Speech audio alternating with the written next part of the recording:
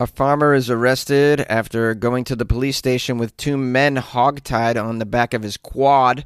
Snoop Dogg says he has a staffer who makes sure people he's smoking marijuana with don't get too high. And a man complained of indigestion, found out he had a live cockroach in his intestines. These are the weird stories on Weird AF News, the only daily weird news podcast in the galaxy. Let's go. A farmer has been arrested after hog-tying trespassers and then driving them to the police station on the back of his quad bike. I'm sorry, I thought this was America. I thought you could just hog-tie people and bring them to the police station. This is a rather twisted form of a citizen's arrest. We have here a farmer who hog-tied two alleged trespassers.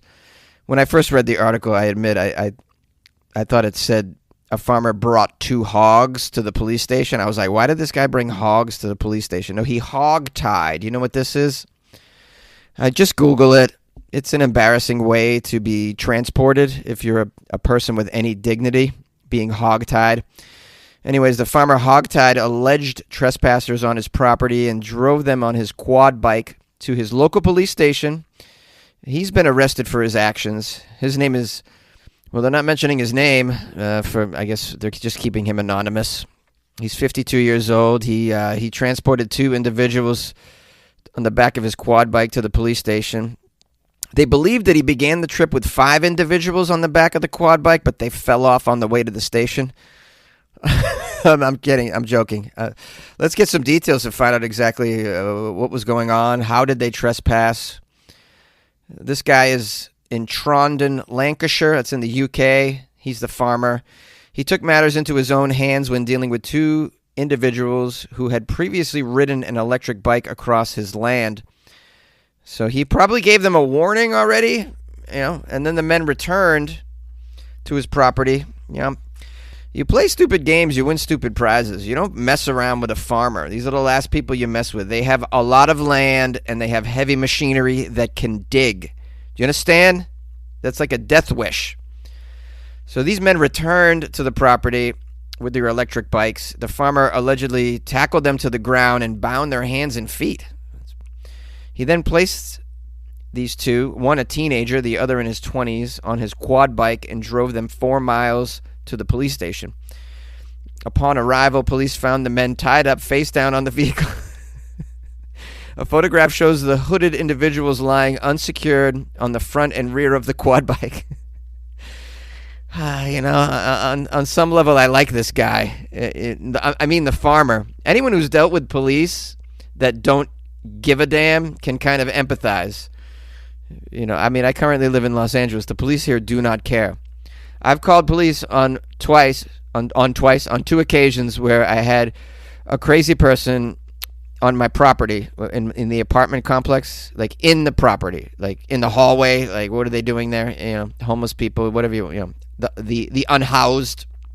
And I called the police, and they do not come, or they come 4 hours later. Meanwhile, I got a situation.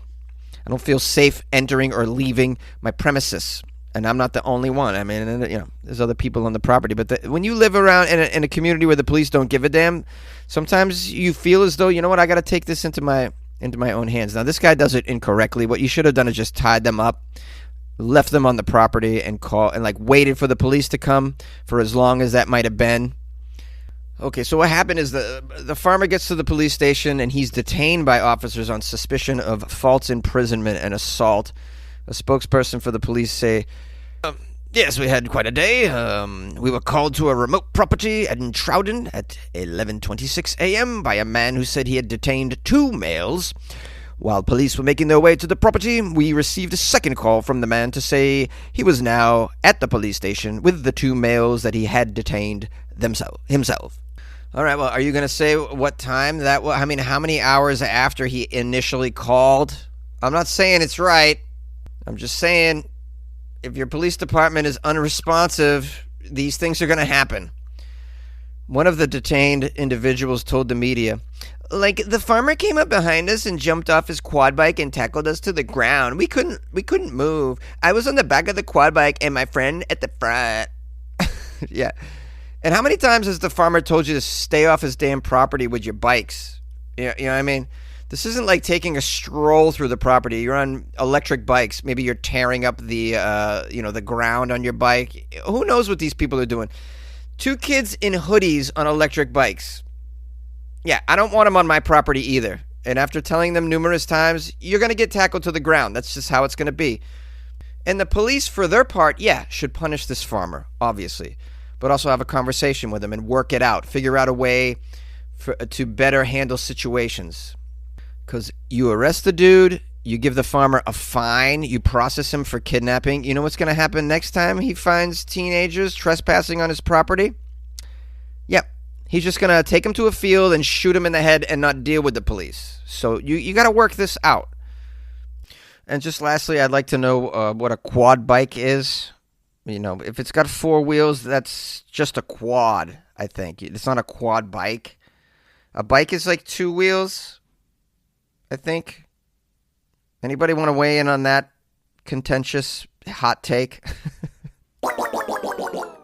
Snoop Dogg has an employee who makes sure people smoking marijuana with him don't get too high.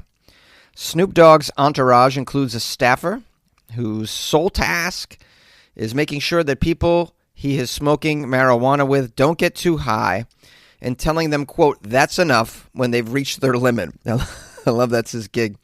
He just stands around and then just goes, oh, you're good, bro. You're good. That's enough. Does he also give them water and lay them down on a comfortable duvet? I'd like to know that. Snoop Dogg has got some strange employer tasks. I think I covered the one where he's just got an employee whose only job is to roll blunts. And now he's got a guy or a lady, whoever. He's got an individual. He's got an entity whose only gig is to tell people that they're too high. So he's got these are the gigs for Snoop Incorporated. You got blunt roller. You got the high referee. He's probably got a munchie making chef and someone that he just calls an ashtray bitch. All right, this fascinating information about Snoop Dogg Incorporated came about during a recent interview between Snoop and Andy Cohen that aired over the weekend. Andy told a story about him smoking with Snoop and Snoop's entourage and getting extremely high, and he informed the audience that Snoop has a guy with him, and when you get too high, the guy says, hey, stop getting high, just kind of cuts you off. And, of course, Snoop confirmed that the unnamed individual will tell others in the rotation, quote, that's enough when they've smoked too much cannabis and are at risk of getting way too stoned. I want to know, though, is there a staffer that prevents that staffer from getting too high? You know, the guy who tells you you're too high, what if he's too high? I think you need another person to tell that guy that that guy's too high. Because if he's too high, he's not going to know that you're too high.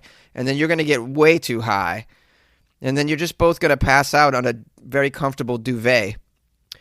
Yeah, I mean, I'd imagine Snoop's got duvets all around him. He's got people that just transport plush pink and purple duvets. And the guy that rolls his blunts, and then the chef, and the ashtray bitch. I like the idea that Snoop has sort of a high referee to make sure when you're smoking in his posse that you don't just get way too stoned. I mean, for safety reasons, I think that's pretty important. You want to look out for those around you. Too bad Diddy didn't have a staffer that made sure Diddy didn't put his mouth on people. Could have saved some lives there. All right, let's get back into the story. I'd like to know what he calls this staffer that prevents people from getting too high. Is it Captain Buzzkill? That's what I would call him, Captain Buzzkill. And how much do you think Snoop smokes a day? Can you guys guess? I found this old interview with Snoop. It's not that old, from 2019, where he claimed that he smokes about 81 blunts per day. 81 blunts per day. That is impressive. I assume he gets to the number 81 because he doesn't have anyone telling him that he's had enough. And if Captain Buzzkill tells Snoop he's had enough, I mean, you know, he's going to get fired. You got to let the boss just go. I'm wondering if I could hang with Snoop for very long smoking. I don't have a huge tolerance, but that's okay. It's okay. I produce a cannabis show where they hotbox this place. I mean, this show has so many professional smokers in it. So I've been around these kind of people. Never smoked with Snoop, though, although I guess you could go to one of his concerts and smoke with him, technically, right? That's what's going on there. You're technically smoking with Snoop if you're at the show, and he's smoking and you're smoking. This article goes on to say that Snoop's marijuana legacy, as you know, runs very deep, as late-night TV host Jimmy Kimmel recognized last year when he declared the artist's birthday, October 20th, to be the new high holiday called Dog Father's Day. While he might be known as a prolific consumer of cannabis, Snoop has also advocated for reform, which includes calling for a policy change at the NBA so that players could freely use cannabis off the court. I thought they already could use it off the court. They can't? That's strange. I mean, you probably shouldn't be using performance-enhancing drugs in sports, although I assume a lot of people are. And some of those other party drugs are no bueno. But cannabis, cannabis and cannabis-related products, CBD, I mean, these things should be fine for athletes. That's just my opinion. Snoop said last year he supported the reform based on the medical side of it and the health benefits and how it could actually help ease the opioids and all the pills that they've been given and the injections.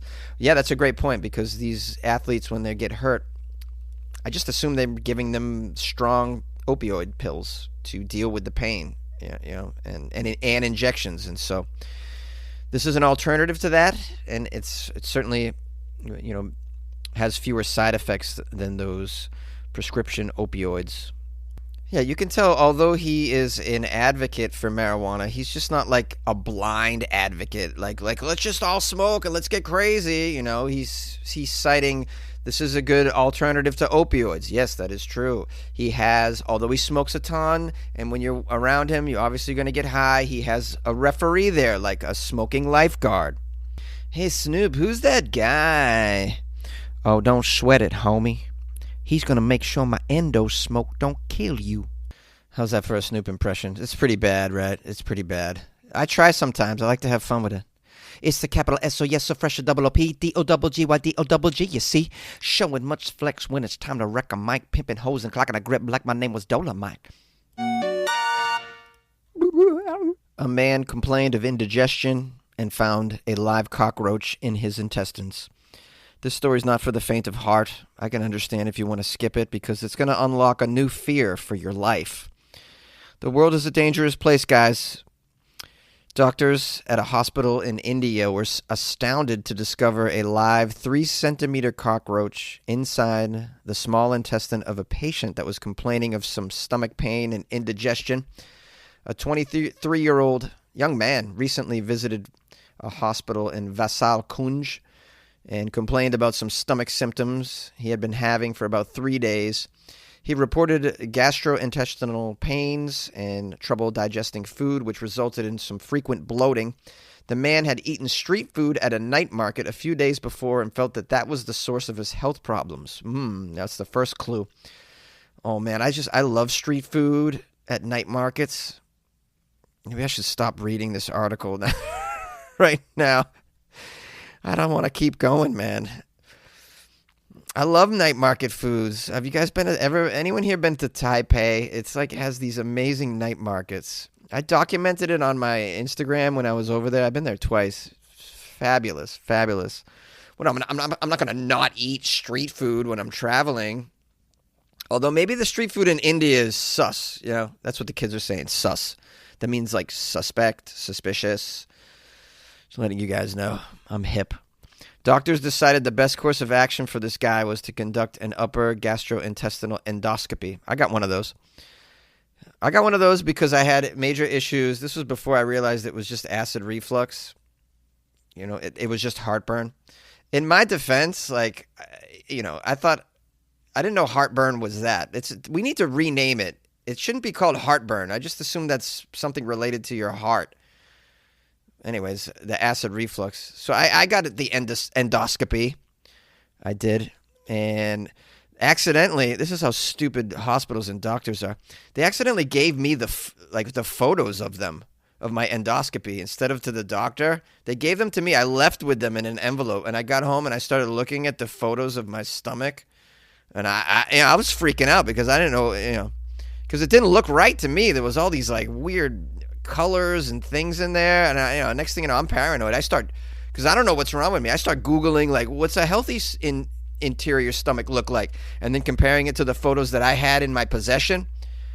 And then I had a follow-up weeks later, and I brought in the photos. The doctor's like, why do you have these? I go, well, they gave them to me when I left. He goes, they weren't supposed to do that. They weren't supposed to give you these photos.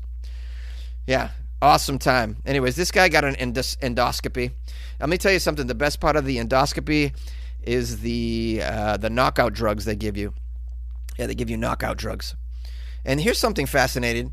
I think it's fascinating. When the little medical place that I got the endoscopy at was about, I don't know, a third of a mile from my apartment, and they wouldn't let me walk home a third of a mile from the hospital after getting that procedure. Like, no, someone has to pick you up. I'm like, ain't no one gonna pick me up to drive me a third of a mile, bro. They're gonna think I'm an idiot. Like, why would I ask somebody to do that? And they go, well, all right, well, we'll drive you. And they drove me in the van. They had a van. Anyways, enough of my life. Who cares? Back to the cockroach man. We need to find out like how exactly this cockroach got into his belly. The doctors finally discovered the cause of this man's symptoms. It was a live cockroach chilling in the man's small intestine. It actually says chilling. I'm sure it wasn't chilling. I'm sure it was freaked out. Here's a quote from the Dr. Shubham Vasya. For the last 2 days, the patient was suffering from indigestion and bloating after eating some food. It was during routine inspections that we incidentally spotted the cockroach. Even we were surprised as to how the cockroach managed to remain intact in the man's body.